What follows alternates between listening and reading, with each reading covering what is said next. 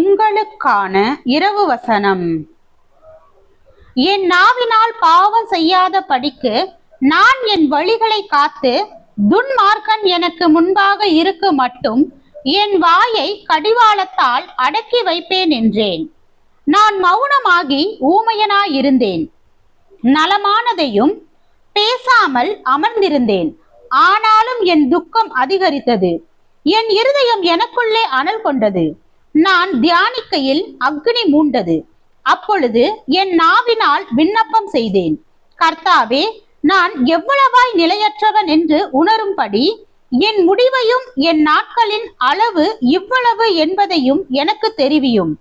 இதோ என் நாட்களை 4 விரற்கடையளவாக்கினீர். என் ஆயுசு உமது பார்வைக்கு இல்லாதது போலிருக்கிறது. எந்த மனுஷனும் மாயையே என்பது நிச்சயம். வேஷமாகவே மனுஷன் திரிகிறான், விருதாவாகவே சஞ்சலப்படுகிறான், ஆசையை சேர்க்கிறான். யார் அதை வாரிக்கொள்ளுவான் என்று அறியான். இப்போதும் ஆண்டவரே, நான் எதற்கு எதிர்பார்த்திருக்கிறேன்? நீரே என் நம்பிக்கை. என் மீறுதல்கள் எல்லாவற்றிலும் இருந்து என்னை விடுதலையாக்கும். மூடனுடைய நிந்தனைக்கு என்னை ஒப்புக்கொடாதேயும். சங்கீதம் 39 வசனம் 1 முதல் 8 வரை.